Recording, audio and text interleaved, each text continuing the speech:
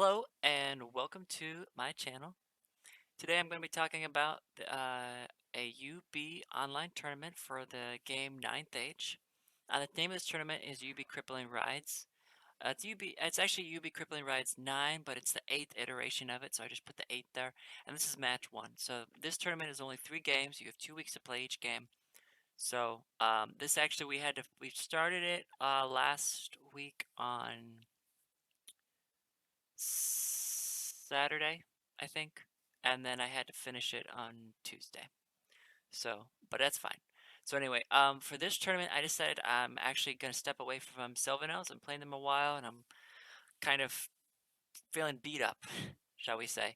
So I'm trying out Kingdom of Equitaine, and my opponent, funny enough, was actually Sylvanels for the first round. So I actually had a good idea of how he would play. Um, He's got a pretty interesting list that I personally never played because I just don't have the models for it. The list I'm playing for Kingdom of Equitaine is actually a pretty unique list that you're not really going to see from other Kingdom of Equitaine people. Now, if you watched my other videos, you'll know that for Kingdom of Equitaine, the models I'm collecting are actually Roman models, and I'm styling my Kingdom of Equitaine army on a Roman army. So it's actually largely infantry based, and I only have a little bit of cavalry. Also for this first battle, I have no magic. So I am continuing my trend. I'm trying no magic because I saw on the forum someone said that Ninth Age is a pretty balanced game that you can basically bring any list and do well. And so I am trying to either prove or disprove that point by taking lists that lack magic. I'm trying out just different combinations of things, and I want to see if they're right because I want them to be right. I want different lists like this to be viable, but so far I have not had much luck. So, in my ideal world, you should be able to bring lists without magic and still do well. You just have to know how to leverage things and build your list. So, anyway, I don't want to have to be forced to bring magic because then I never want to feel forced to bring something. That turns me off from a game when I feel like I have to bring this. Or if I play a certain army and people say you have to bring this, like if you play Sylvan Elves, you have to bring a tree man. Or like everyone bring giants when they play ogre cons. Like obviously something is wrong if people say you have to bring this unit in that army, then something is wrong. So anyway, I'm testing this out, and this is my army. So I've got two dukes. They're both humility dukes because that gives relative around the flag within 12 inches for my peasant units. I have a lot of peasant units. We'll look at that. All right, so I have my first duke, who's actually not my general. He's got the questing oath, just so he can have a bastard sword. Then he's got a kingslayer. I figured that the only thing that could really kill my units is characters, which I was proven wrong, but that was my theory going into this tournament. Death Cheater, Obsidian Rock, and Humility, right? And then my general, he's got Faith of Percival, and he's got a Growth, so he's actually got a 4-up Aegis save all the time because of Faith of Percival. Essence of Mithril, and then Tristan's Resolve. The nice thing about Tristan's Resolve is that if he attacks another character who has a magic item and he causes an unsaved wound, he can actually make, or maybe it's just a hit, he can make that your opponent basically strip that magic item away from them. It's no good. So I don't see why people would want to fight him either. Um, and the nice thing about this list is that you don't have to pray because, well, we'll get into that. So then I've got a Paladin BSB. He's got a Questing Oath and Crusader Salvation with Piety. Now, Piety gives +1 Aegis save. So he goes into these Forlorns down there, and the whole Forlorn unit always has a 5-up Aegis save because of Piety. They don't need to pray, they always have 5-up Aegis. So that's one reason you don't have to pray in this army, because you have Piety on the BSB. Then I've got 2 Castellans that are Bannermen with Legion Standard, 1 of each goes into these big blocks of Peasant Levy. And I got another 2 Castellans who are Master of Arms. Master of Arms allows them to decide if they want to use spears or hand weapon and shield for that combat. Um, After fighting this battle, I discovered that most of the time I was pretty much always choosing parry. I'm not sure if spears are really worth it, so probably in future lists, I've already been playing around with future lists after this one game. This is my first this is my first full KoE battle. I have played KoE in the um, campaign, but only as a sub-faction in a separate army, so it wasn't a separate army all unto itself. So anyway, this is my first iteration of what I thought a KoE army should look like. In the future, I'll probably take away these Master-at-Arms. I don't think they're really worth it for now. And that just gives me extra points. Like 2 Castellans, that's 160 points. I can basically bring a whole another 30 peasants, so that's pretty cool. Anyway, so here's the only knights in my army. The only mounted things are these 13 Knights of the Realm with Standard Bearer. They do have Banner of the Last Charge, which means that they do impact hits based on their rank bonus when they charge. So you do not want to get charged by these guys. Then I've got 2 big blocks of Peasant Levy. It's only 329 points for 47 Peasant Levy. I gave them spears because with the Master at Arms, they can choose whether or not to use spears or hand weapon and shield. And then here is the juicy part that I really wanted to try out. As you look through my list, you'll notice I have no chaff. Well, that's in your opinion. In my opinion, anything that's under 200 points or about there is chaff. So these 30 peasant blocks, I've got 3 blocks of 30 peasant levy with spears and musicians. These are my chaff, right? Because in my opinion, um, like for instance, any of my chaff, like if I was a Sylvanelf player, I use an eagle. An eagle is going to do nothing to peasant levy, right? As long as they're within 12 inches of one of these humility dukes. Um, what other chaff do the Sylvanelfs have? Sentinels. Sentinels aren't going to do anything against these guys, pretty much. Anyway, so in my opinion, this is just like interesting chaff. But I mean, it's slow, so I mean, chaff should be fast, and that's the one problem with this list. Is the only thing that's fast are these knights. The other problem is that's the only shooting I have of 2 scorpions. I also have 27 knights for Lord with the BSB goes in. They have banner of speed, which means that they are movement 5 and advance 10. But when they charge something with fear, they're going to be advanced 6. So that's fun. All right. So that's my list. It's exactly 4,500 points. No magic. Um, I have designed a new KoE list after playing this battle. I did swap out a Humility Duke and put him on a horse. I changed the Knights of the Realm into Grail Knights. And then I actually took out these 2 Castellans. I only actually took out 3 Castellans. I only have 1 Castellan in my new list. And I did put in a Damsel on foot with Divination. So I plan to try that out in the future, but for this tournament, this is the list that I'm using. So we're just going to talk about this. My opponent, Sylvanelf, this is a list that I've seen before on the forums, but I've never had the opportunity to play before, and I don't own the models to play with this. Specifically, I don't own 10 Eagles. I own 1 Eagle. I do own the Kestros, I do own Sentinels, I actually own at least 30 Blade Dancers, so 24 Blade Dancers is not an issue, but I don't own 10 Eagles. That's the big issue why I can't play this list. Looking at this list, I didn't really like it in terms of, personally, it's not my style. I didn't really want to play like this as a Sylvaneth player, so I never played this list before. I thought he would have issues with me because he only has 32. Well, I guess he has the Sentinel, so he does have over 40 shots, which can tear up my peasants, as we'll see. I didn't think 5 Eagles would do much, and they actually are pretty good in the way that he used them. I've never quite, I didn't know that Eagles were that good, so I learned a lot about the Eagles. And I liked that he used Cosmo. I think Cosmo is one of, if not the best lore for Sylvanelfs to use, so I was glad to see he used that. I think Druidism is a trap. So, anyway, that's who I'm playing against.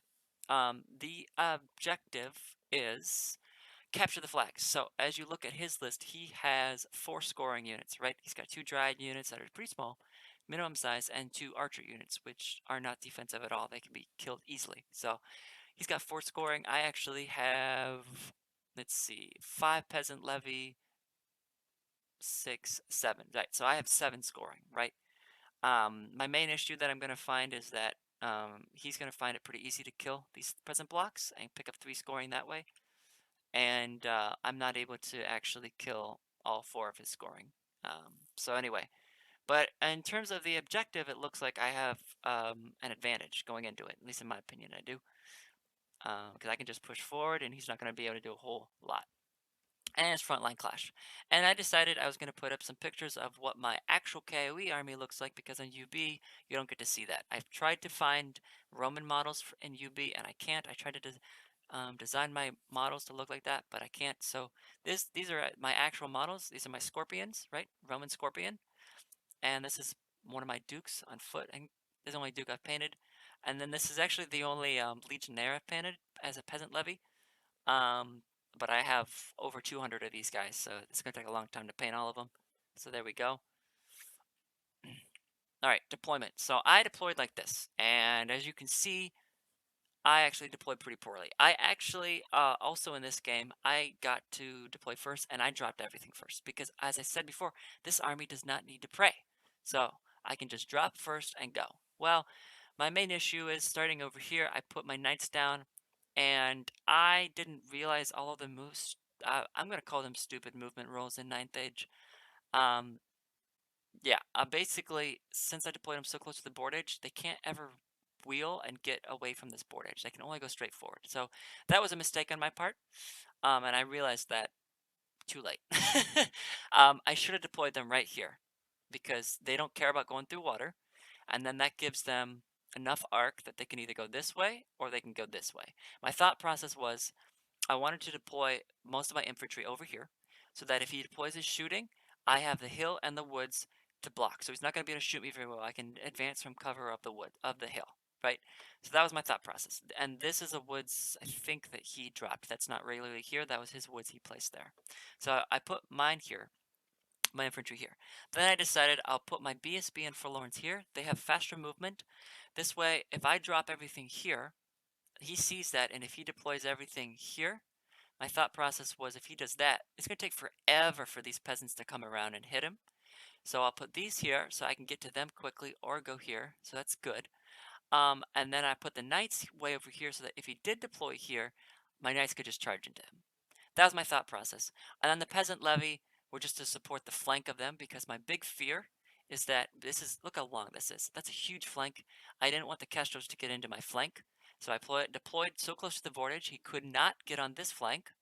And with these peasants here, he cannot hit this flank.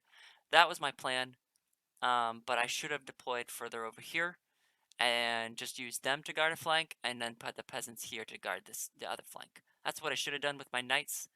My thought process on the scorpions was that he has 3 units of flyers. If he tries to outflank me or go behind me, my scorpions will be able to pick him off and they'll be very devastating to flyers. Well, if they hit.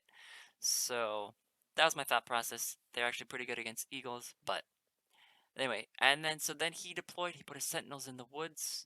I think so he could shoot the scorpion, though scorpion being behind the wall, I got cover, so that didn't really work out for him. Um, Drides here just to defend this flank, although honestly I don't know what those drides were going to do if my knights came in, or the forlorns. Blade dancers over here, which I am afraid of. So this unit, well, you'll see what I do. Blade dancers, this guy guarding this flank. He's got these blade dancers guarding this, and then he keeps his eagles back. So I should take a note from him whenever I do play Sylvan Elves again, that I should keep my flyers back, because I tend to not do that. So this is my move. As you can tell, I am just going to push forward with everything. I'm using, I don't remember why I didn't push these guys up on the woods, on the hill. I didn't want him to be able to shoot at them, so I put them behind there. I think I didn't want him on the hill because I figured his blade dancers could then see them. I didn't want him to charge them and get back here where I would have no way to counter him. So I kept them back. Um, anyway, yeah, I move my forlorns up. I'm just not sure if they should go this way or this way. So they're angled this way to go towards here. This is as much as I could pull my knights away from the edge. I was very frustrated. Once I started moving and I realized my mistake, I was like, oh no. So yeah, um, and then I shoot, right? So I shoot at them and I do 2 wounds to an eagle. I don't even kill one. Because I think I rolled, it does D3 wounds, I think I rolled a 2, so it does 2 plus, it does 1. So I did, yeah, I did 2 wounds. And that's it. So that was it for my first turn. Then he goes, right? So he moves his blade dancers right up to here because what he wants is he wants me to get all my nice ranked units in the woods so that I lose steadfast, right? That's what he wants. I know that because I'm a Sylvan Elf player and I know what he wants me to do. I'm not going to do that. So he moves his sentinels out of the woods. And so I'm thinking, okay, this is working. I can use my peasants to distract while I can wheel my knights around. Because what I really want to do is wheel my knights around, hit his drides, and overrun and just run down the whole line with my knights. That's what I want to do, but I'm too close to the wall, the edge of the battlefield. I can't wheel. Um, I am working on a separate document with all the rules I think are wrong in ninth age. One of the rules, one of the things I'm putting in there is that I think you should be allowed to wheel outside of the battlefield during a move. You have to keep part of your unit on the battlefield the entire time, but I think you should be able to wheel part of it off as long as you finish your move completely on the battlefield. So that would have greatly helped me in this situation, but those are not the rules, so I'm not allowed to do that. My shooting doesn't really do anything. I think I take a shot at the Kestrels. They have hard targets, so I can't hit them from this range, and that's about it. Okay, then we go on to. Oh wait, yeah, that was his move. My bad. Now it's my move. So from here, I move my knights forward. I'm still trying to wheel outward, but they can't do anything. So I probably actually should have kept them back here and just waited, but I didn't. That was a mistake of mine. So first mistake was deploying them so close that they couldn't do anything. Second of mine was I moved them forward. I should have just kept them here because then he couldn't get behind me, and then it means that his sentinels need to stay outside of the flank because if I keep him here, well, he's outside of the flank, or I can't charge, but that means he's not going to move anything here, and then I should have moved these guys this angle, and then I could have just pushed in with these two units, but I didn't. So that was my mistake. This turn, I now turn, but now it's too late to actually do anything with the forlorns. So they're just kind of stuck. Wait, this is turn 2. My bad. Let's just say turn 2 KoE. I'm now pushing forward because I want to chaff, right? I want to get in their face while I move up my big blocks. Turn 2 SC.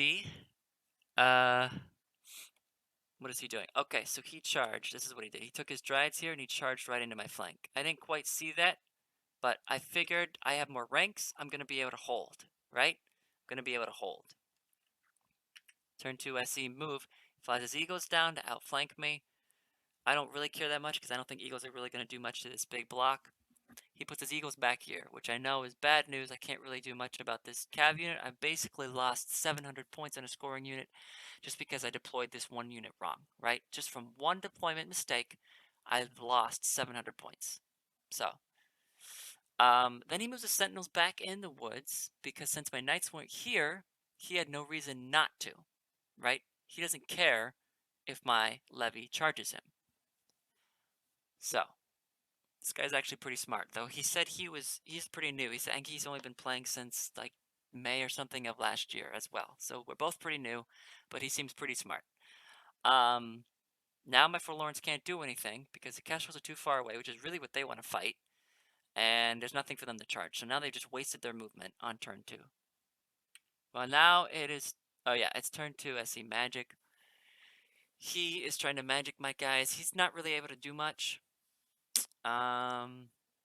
Which is why I don't really bring magic anymore. I'm trying out no magic because I don't think his magic is really doing much. He's getting off ice and fire, which is killing. Whoop-de-doo, he killed 5 peasants when I have a pull block of 50 guys. I don't care if you kill 5 peasants. And then he got perception and strength off on the dryads, which is not good. So, anyway, I hold, and then I turn to face him, which maybe I should not have done. Yeah, his shooting, he just shot up this one unit. I was surprised that 32 archers could kill. Look at this. He killed. So I only had 20. So he killed 18 guys from 32 shots, which I think he was a little lucky. I didn't think his shooting would kill that much. And unfortunately, this unit's too far back. The idea is that this unit will go forward. He has to shoot it. And then the next turn, this can charge. But this is too far back. I can't charge on turn 3. So that was my issue. Several mistakes. So now it's my turn. I decide the best thing to do is reform my cav. I figure I'm gonna lose them anyway, but maybe if I reform them, I'll have a chance. I should have probably on turn 1 reformed them and then gone forward, but I didn't. So anyway, I charge my peasant levies into the sentinels. I figure I have rank bonus. I'm just gonna kill them, and that's gonna be good for me. And then I figure he'll charge with the Kestrels if I can hold one turn.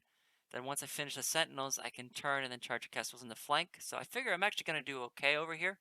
So that's why I decided to take my forlorns and move him this way to take out the rest of his army. Figure I'm going to be okay over here.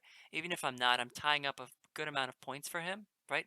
This is this is over 500 points in the castle. This is 800 points, and I've got 900 points. So actually, he's tying up more of me, but I didn't want to commit even more of my points to this side.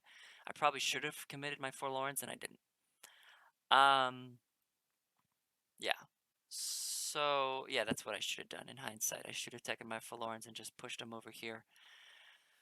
Anyway, um, these guys, I'm not going to charge. I know he's just going to kill me in a stand and shoot. So I just move him this way, which now means I can push up my big unit, put them in position to charge his archers. His blade dancers cannot charge me because they have to charge them. They can't wheel around them. They maybe could hit me in the front, but only with one guy, and that's not going to do piddly squat.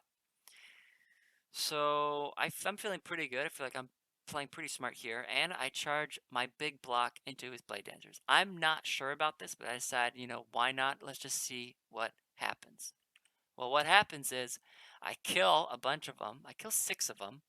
They do kill a bunch of me, but I don't care. I have so many ranks and 2 banners. I don't care. I kill 6 of them. They break. I decide not to pursue.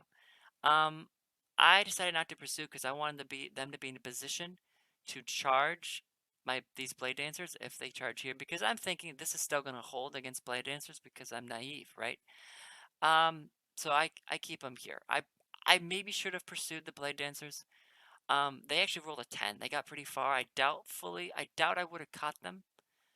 But even if I didn't, um, what's the worst that would have happened? I probably should have done that, and I didn't. So now it is, and I try to shoot at stuff with my scorpions, and they don't hit anything. So now it is his turn. He charges blade dancers right into my flank, and he charges his kestrels into my knights, and he charges his dryads into my flank. Oh yeah, that was what happened.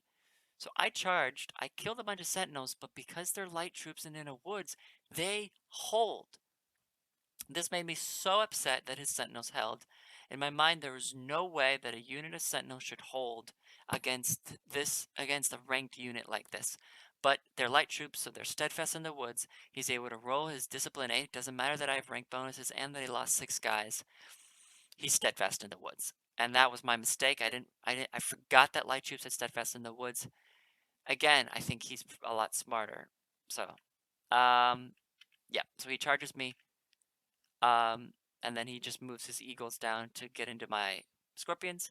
He moves his eagles here, which technically would prevent me from charging because I can't wheel past him. I'm too long. And then he moves his druid out. Now, one thing that frustrated me is he did rally. He rolled 8 or less and rallied his blade dancers. Unfortunately, I was hoping they would just run off the board. They did not. So I didn't get any points for them. Then it's my turn. Well, so he just destroyed my knights. He killed them. They broke. I don't know how many he killed. He killed enough. He flanked me, and I think he killed like 4 or 5, and then I broke, and then he caught me, right? And then here with the dryads in the flank, my peasants broke, so now they're running, and the sentinels pursued, but I got away. So I'm just charging, right? I'm putting my forlorns in here. I'm putting my big block in here. Now maybe I should have just turned to face this way. And I didn't. But I decided, you know what? I want to kill these 2 archer blocks because that's 2 scoring units. He so far he's got 1 scoring unit. He's killed my cav, but I still have all my other scoring units. So if I can kill his 2 archer blocks, that's 2 scoring to me. And I can overrun and kill his druid, which is a lot of points if I can just take out this. So I decided I'm just going to take out this. And then I see that he's in my angle. He's in my front.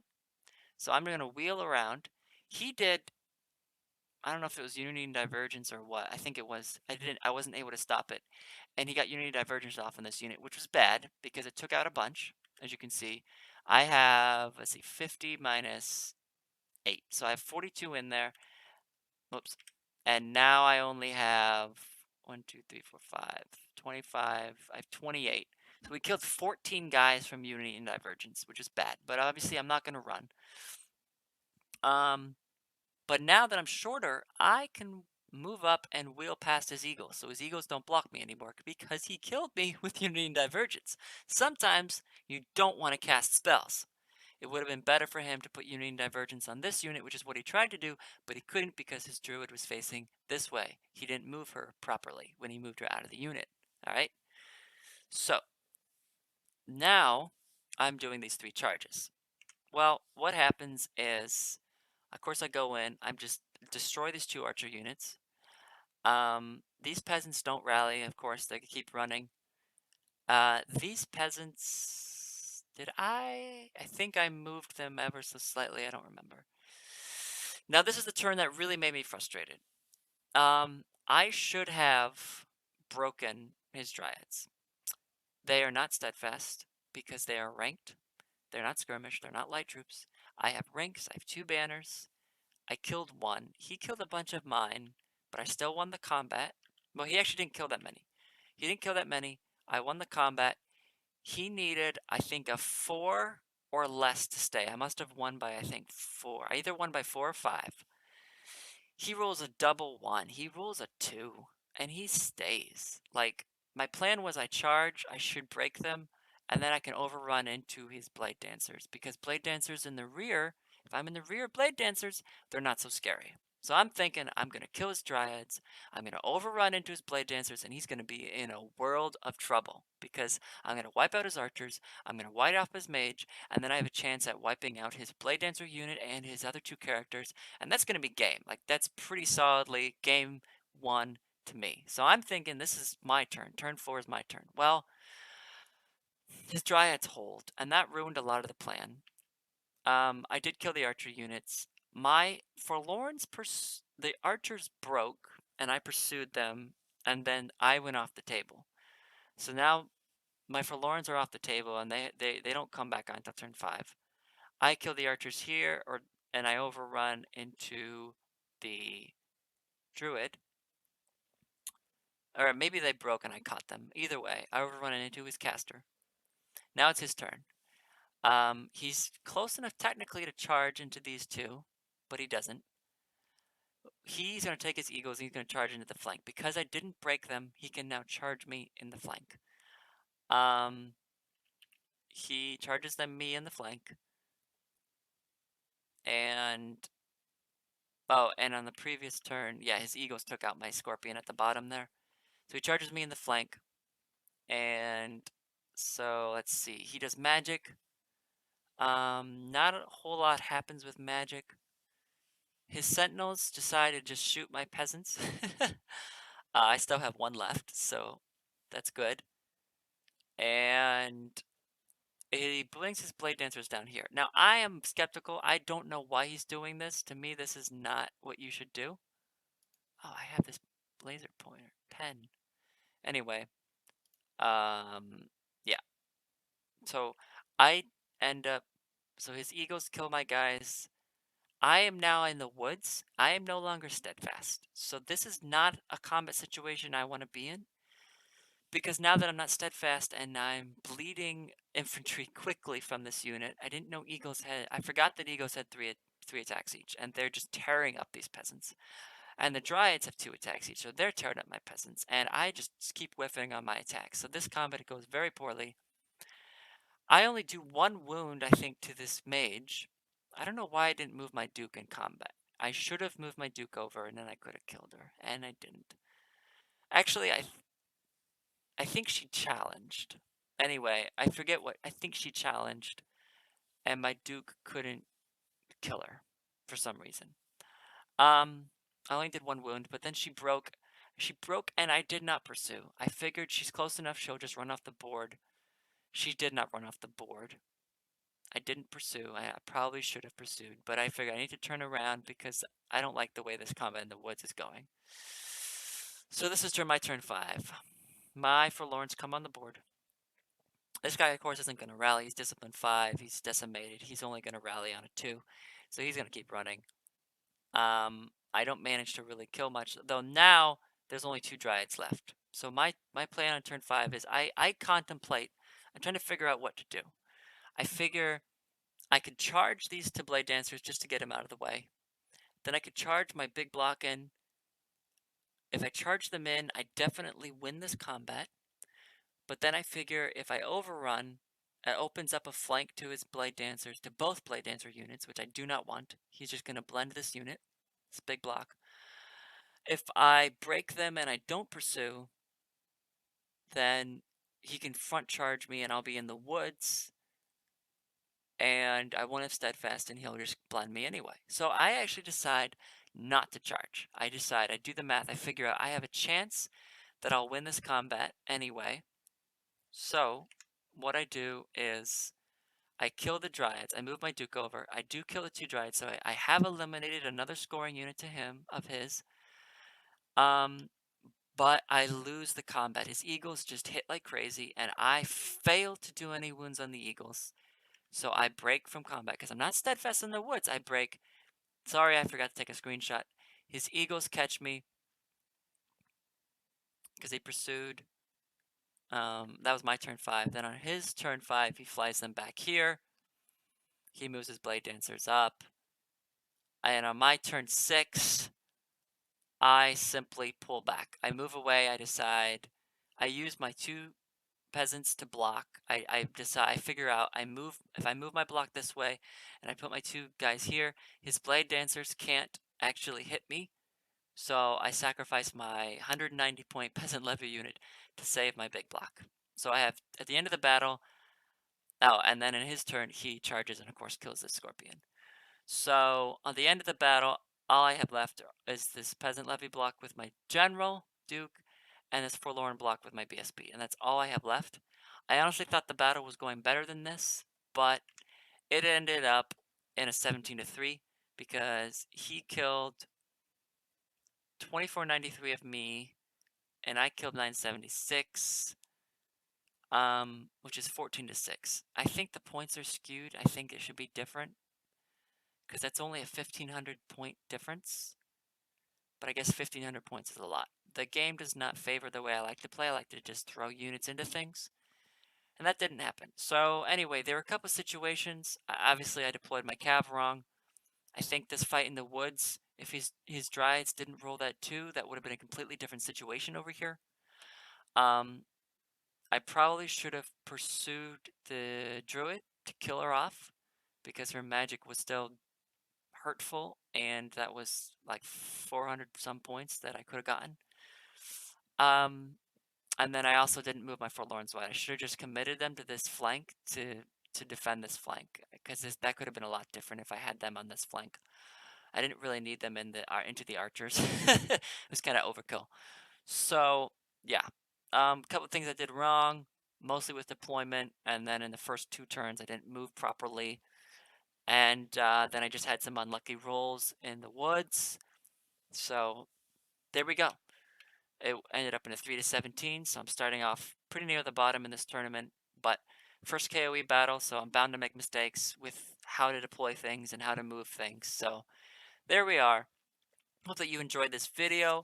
I have not really been working on miniatures. I've just been spending time with my wife, but I am trying to get back into painting more. And as I paint, I would like to, even though I'm playing on my battles on UB, I'm going to try to include more pictures of my actual armies in these for you guys to look at.